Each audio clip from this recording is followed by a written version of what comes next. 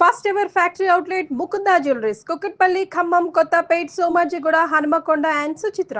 నమస్తే, మీరు చూస్తున్న సుమన్ టీవీ. నేను మీ కీర్తి. ద్వాదశ రాశులకి ఏప్రిల్ 16 నుంచి 30 తారీఖు వరకు ఎలా ఉండబోతోంది తెలియజేయడానికి మనతో పాటు ప్రముఖ ఆస్ట్రాలజర్ బ్రహ్మశ్రీ నందిపట్ల శ్రీహరి శర్మ గురుగారు ఉన్నారు. నమస్తే గురుగారు.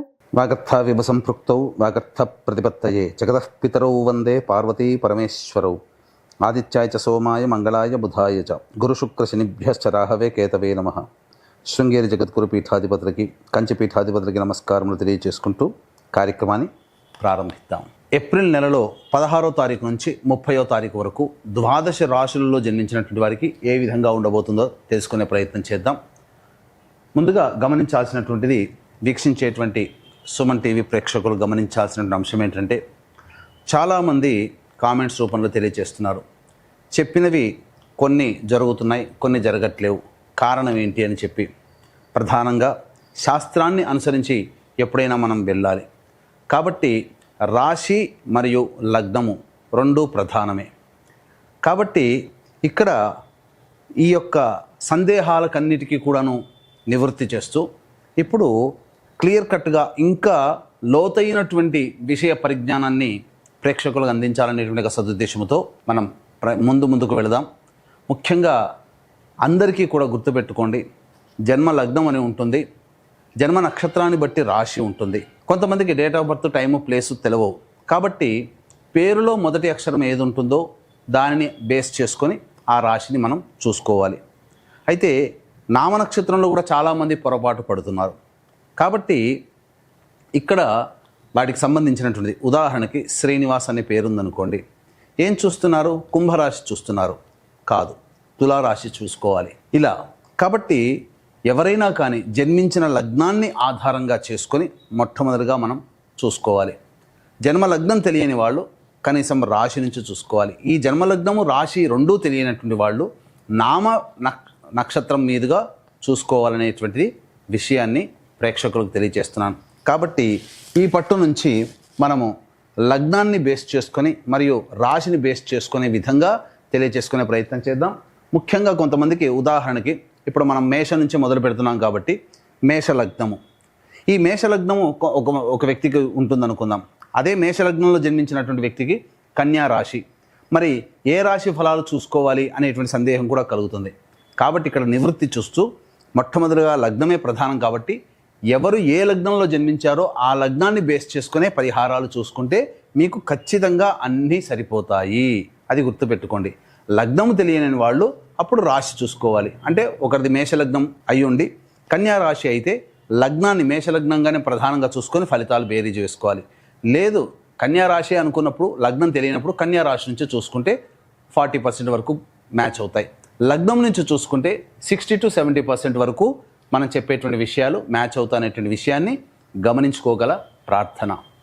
ఇక వివరాల్లోకి వెళ్ళినట్లయితే, ప్రధానంగా ఈ యొక్క 12 రాశిలో జన్మించినటువంటి వారికి ఏ విధంగా ఉండబోతుందో తెలుసుకునే ముందు గ్రహ సంచారం తెలుసుకుందాం. మేషంలో రవి మరియు వృషభంలో గురువు, కర్కాటకంలో కుజువు, కన్యలో కేతువు, అలాగే మీనంలో బుధ, శుక్ర, శని, రాహు గ్రహాలు.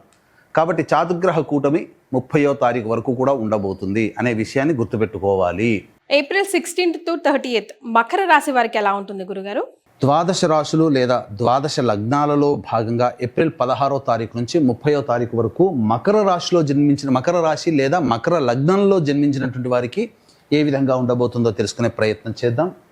ముఖ్యంగా ఈ మకర లగ్నం లేదా మకర రాశిలో జన్మించినటువంటి వారికి ఏలినాటి శని దోష ప్రభావం తొలగిపోయింది, అదొకటి.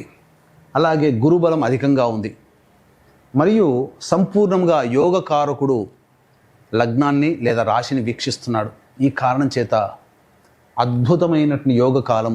చేస్తున్నటువంటి ఉద్యోగంలో కాస్త శ్రమ అధికంగా ఉంటుంది. ఉద్యోగంలో కానీ, వ్యాపారంలో కానీ, కుల వృత్తిలో కానీ, ఏ వ్యాపారమైనా ఏదైనా శ్రమ అధికంగా ఉంటుంది. కానీ ఖచ్చితంగా భవిష్యత్తులో మంచి ఫలితాన్ని పొందుతారు. అంటే శ్రమ అధికంగా ఉంటుందనంటే మంచి ఆర్డర్లు రావడము, లేకపోతే మిమ్మల్ని మీరు ప్రూవ్ చేసుకోవడానికి మంచి అవకాశాలు రావడం జరుగుతాయి. తద్వారా ఏమవుతారు? మీరు బిజీ అవుతారు, మీకు శ్రమ అధికంగా వస్తుంది. తద్వారా మీకు అన్ని విధాలుగా మంచి జరగబోతుంది. ముఖ్యంగా గురువు సంపూర్ణంగా అనుకూలంగా ఉన్నటువంటి కారణం చేత విద్యార్థులు ఉత్తమ శ్రేణిలో పాస్ అవుతారు.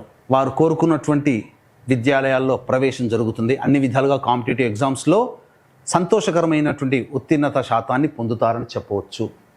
మరీ ముఖ్యంగా రాశికి మరియు మకర రాశికి మకర లగ్నానికి యోగకారక గ్రహం వీక్షణ సంపూర్ణంగా ఉండడం చేత అత్యుత్సాహముతో పనులన్నీ ముందుకు జరుగుతాయి. కానీ తుదకంటూ పోరాటం చేసే ప్రయత్నాన్ని మారకండి.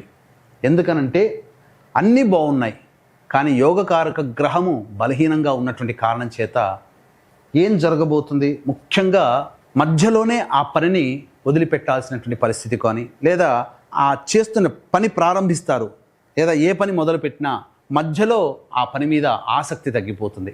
కాబట్టి ఆసక్తిని కోల్పోకుండా తుదకంటూ పోరాటం చేయండి. అద్భుతాలు మీరు ఈ యొక్క 15 రోజుల్లో సృష్టిస్తారని చెప్పవచ్చు. ముఖ్యంగా చిరకాల వాంఛగా ఇంటిని సొంతం చేసుకోవాలనుకునేటువంటి వాళ్ళు కొంత ఇక్కట్లు పాలవ్వక తప్పదు. లోన్లు అన్నీ అవుతున్నట్టుగానే అనిపిస్తే లోన్లు శాంక్షన్ కాకపోవడం, వాహనాన్ని నడిపేటప్పుడు జాగ్రత్తలు పాటించాలి.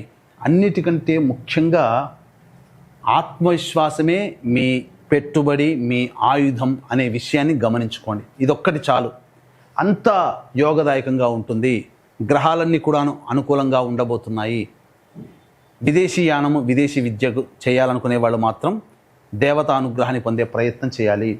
వివాహం కాని అబ్బాయిలకి అమ్మాయిలకి వివాహ సంబంధాలు కుదిరే అవకాశం ఉంటుంది. ప్రధానముగా సంతానము కోరేటువంటి వ్యక్తులు, సంతానము ఆల్రెడీ గర్భం దాల్చినటువంటి యువతులు 3వ వారములో జాగ్రత్తలు పాటించాలి. ఆఖరి వారంలో మంచి జరగబోతుంది. ఇది ఈ యొక్క మకర లగ్నము లేదా మకర రాశిలో జన్మించినటువంటి వాళ్ళు పాటించాల్సినటువంటి నియమాలు.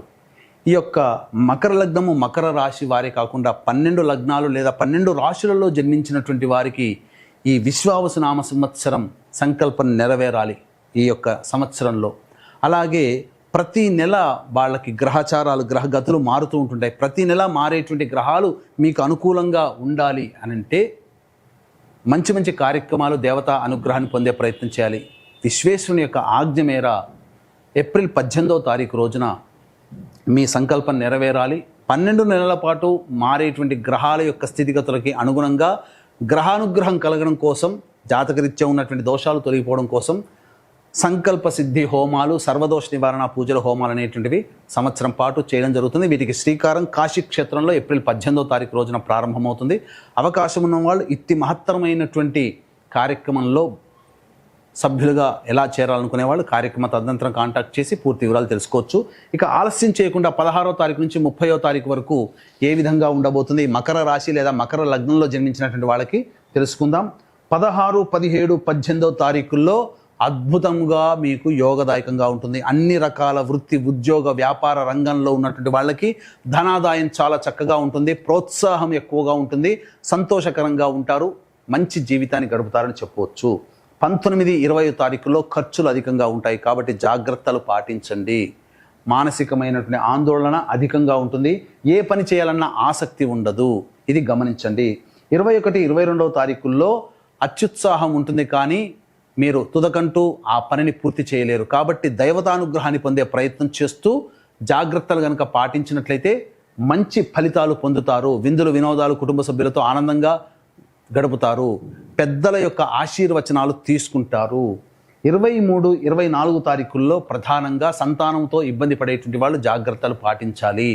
ముఖ్యంగా ధనపరంగా కష్ట నష్టాలు ఎదుర్కోవాల్సినటువంటి పరిస్థితి, మరియు కుటుంబ సభ్యులతో వాగ్వివాదాలు మరియు ఇష్టమైన వ్యక్తులు దూరమయ్యే అవకాశాలు గోచరమవుతున్నాయి. కాబట్టి లౌక్యాన్ని వ్యవహరిస్తూ మీ వాక్కుని అదుపులో పెట్టుకునే ప్రయత్నం చేయండి. 25, 26 తారీఖుల్లో అన్ని విధాలుగా సహాయ సహకారాలు పొందుతారు. ధనపరమైనటువంటి సమస్యలు తీరుతాయి. ముఖ్యంగా రాని బాకీలు వసూలు అవుతాయి. పాత మిత్రుల యొక్క కలయిక మీకు ఆనందాన్ని కలగచేస్తుంది. స్త్రీ సౌఖ్యం లభిస్తుంది. కోల్పోయినటువంటి దాంపత్యము చక్కగా కలిసిపోతారని చెప్పవచ్చు. 27, 28వ తారీఖుల్లో వాహనాన్ని నడిపేటప్పుడు జాగ్రత్తలు పాటించాలి. వాహన ప్రమాదాలు చోటు చేసుకునే అవకాశం గోచరమవుతుంది. అంతేకాకుండా చేస్తున్నటువంటి ఉద్యోగంలో ఉన్నటువంటి వాళ్ళు జాగ్రత్తలు పాటించండి. ఉద్యోగపరంగా ఇబ్బందులు ఎదుర్కొంటారు. అంతేకాకుండా వాహన మరమ్మతులకి గృహోపకరణాలకి ఎక్కువగా ఖర్చులు పెడతారు. ప్రశాంతత లేని జీవితాన్ని గడుపుతారు.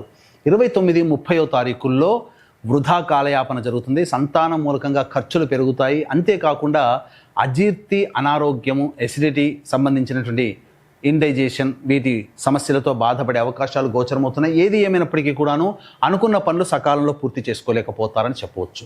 మరి మకర రాశిలో జన్మించిన మహిళలకు కూడా అంతే బాగుంటుందంటారా? మకర రాశి లేదా మకర లగ్నంలో జన్మించినటువంటి మహిళలు ముఖ్యంగా గురుతర బాధ్యతలు పెరుగుతాయి.